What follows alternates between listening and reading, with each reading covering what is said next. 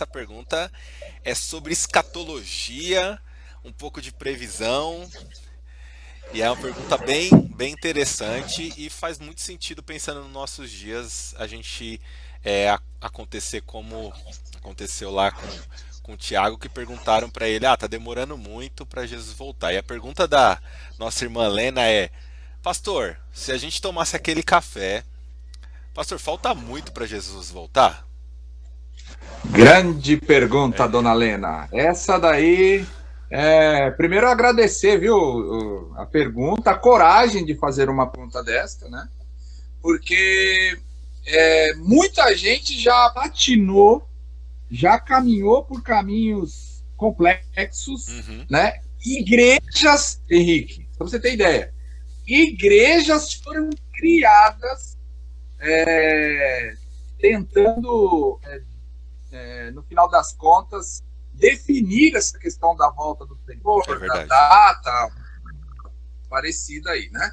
Nesse sentido. E como você disse, essa pergunta ela está ligada a uma área da teologia que é a escatologia, que significa a doutrina das últimas coisas. Uhum, E especificamente vai tratar daquilo que nós conhecemos como parúzia, que é o retorno do Senhor Jesus. A pergunta da Lena é uma pergunta de discípulo mesmo. Os discípulos fizeram é, perguntas da natureza, né? Se você olhar, pelo menos há alguns registros na Escritura Sagrada sobre essa questão da volta do Senhor. E ela é sempre ligada, os discípulos fazem a pergunta de quando seria ali lá em Mateus 24, né? Onde uhum, ele vai falar, onde eles fazem uma pergunta sobre a consumação dos séculos e a restauração do reino de Israel, e isso tudo está intimamente ligado ao retorno do Cristo, ao retorno do Messias, do ungido de Deus. Tá? E aí, você vai verificando que primeiro ponto que o Senhor Jesus vai tratar é o seguinte: ele avisa aos discípulos que este assunto merece cautela, perfeito. muita cautela, ok? Por quê? Porque haveria, né, o desdobramento de pessoas no desdobramento da história usariam este assunto para enganar. Então, tem que ter cautela.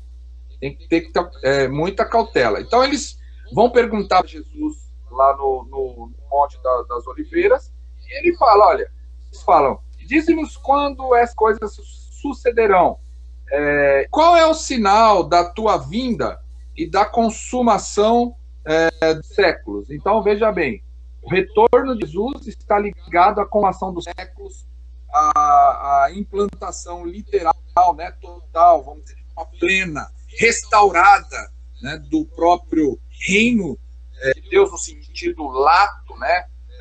O Messias, o Cordeiro, ele virá para julgar, como nós vamos ver, como a Escritura disseram, né? E esse assunto também foi perguntado antes da morte do Cristo e também depois que o Cristo morreu e ressurgiu. Lá em Atos 6, eles vão perguntar novamente para o Senhor Jesus, né? Senhor, será este o tempo em que restaures o reino a Israel? E aí a pergunta que está aí por detrás é: quanto tempo falta? Sim. Falta 1 ano, 2 anos, 3 anos, 4 anos? É um desejo que os discípulos sempre tiveram, né? Aí a Lena também está expressando isso, e por isso que eu gosto muito da pergunta. É essa ideia de querer dizer qual é o tempo que falta, né? Quantos anos, quantas décadas, se são 100 anos, sei lá. Uhum. Esse é o ponto. Então, o que é que Jesus responde para aqueles discípulos? Ele fala bem assim no versículo 7. Respondeu-lhe Jesus: não vos compete conhecer tempos ou épocas que o Pai reservou pela sua exclusiva autoridade. Então, nós não temos como afirmar, dar base de quanto tempo falta. Então, nós não temos. Qualquer tentativa nesse assunto, né, nesta área aí, vai se constituir fatalmente em erro, em equívoco e em decepção. Sim. Vai se constituir em desapontamento, né? Mas Jesus, ele fala algumas questões importantes quando há esta pergunta. Ele fala, olha, não te compete saber disso, mas algo você pode fazer em relação. Aí ele fala, mas recebereis poder ao descer sobre vós o Espírito Santo, e sereis minhas testemunhas, tanto em Jerusalém, como em toda a Judéia, Samaria e até os confins da terra. Maravilha. Então a nossa grande concentração, Henrique, deve ser necessariamente em testemunhar a Jesus Cristo. Mas eu não quero parar por aí. Tem mais um outro ponto que é importantíssimo. Para tentar dar uma resposta, ainda que parcial, sem condições de afirmar quando é que vai ser, se falta muito ou se falta pouco, se falta 10, 15 anos, a ilustração que eu mensurei na minha mente, literalmente falando, é que nessa questão de quanto tempo falta, parece-me que a ilustração melhor que nós temos é de uma viagem em que nós vamos sair, por exemplo, daqui de São Paulo até Belo Horizonte. Uhum. E aí, você vai ter várias placas, vários sinais. Perfeito. Então, é muito comum, por exemplo, quando eu saio aqui para sentido Belo Horizonte, é muito comum. Logo de cara, coloca lá, Bragança Paulista, a tantos quilômetros. Atibaia, a tantos quilômetros. Belo Horizonte, a tantos quilômetros. Ok? E à medida que eu avanço, novas placas vão surgindo. Se outrora era 400, sei lá quantos quilômetros, vai diminuindo. Vamos pegar hipoteticamente, perfeito. 400. Aí eu ando um pouco, vem uma placa dizendo, olha, daqui até lá, dessa placa, desse sinal, são 360 quilômetros.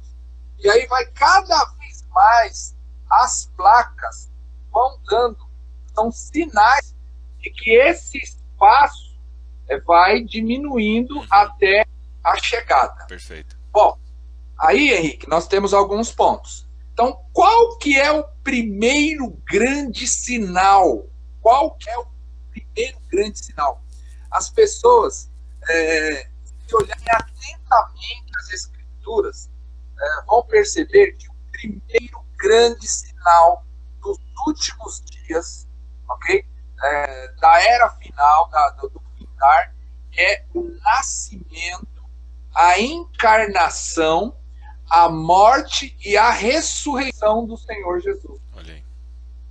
Ok? Quando Cristo vem e encarna e ele depois morre e surge, ali então é o grande sinal. É o grande sinal. É o grande sinal que o relógio agora está dando, está derramando lá, o reloginho do tempo está descendo, né?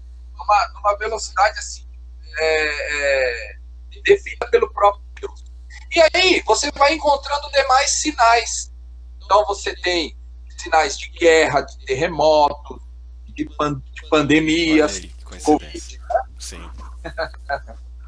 Já, assim, só do meu tempo de vida, eu acho que eu já vi pelo menos umas 3 pandemias aí.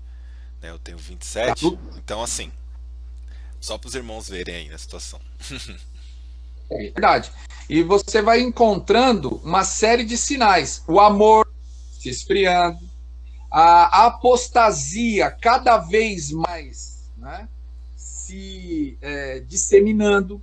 Você encontra pessoas que outrora caminhavam bem, estavam lá e de repente estão envolvidas por alguma situação hoje, já não desejam mais. Você vai ver, e aí o apóstolo Paulo mais à frente vai dizer lá, e eu deixo a dica aqui, né, para 1 Tessalonicenses 5, do 1 ao 11, você vai ver várias orientações do apóstolo Paulo, falando de como é que as coisas vão acontecer. O apóstolo Paulo escrevendo que os homens teriam certas características, que teria o ministério do iníquo, ok? Então, cada vez que estas placas, que estes sinais vão surgindo, cada vez mais aproxima-se o retorno, o evento, né? Agora, nós não temos como afirmar. Até porque Jesus também falou, e aí eu não vou entrar no mérito da discussão, né, teológica do assunto, mas Jesus falou que a respeito daquele dia e hora, ninguém sabe. E ele agrava tanto o assunto para a gente tomar tanto cuidado para não ser enganado, que ele vai falar o seguinte: nem os anjos do céu e nem o filho. Aí tem uma discussão se era o filho do seu estado de humilhação, ou se ele era, se ali ou não, se o filho no estado de glorificação saberia, mas eu não quero entrar em mérito. O que eu quero deixar claro que o próprio Cristo diz que isto compete ao Pai. Perfeito. Senão ao Pai. Isso serve para a gente não ser enganado. Literalmente, o que a igreja precisa fazer?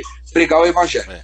Porque à medida que nós pregamos, nós encurtamos mesmo. Vem vindo o Senhor Jesus. Mas parabéns pela pergunta, Lena.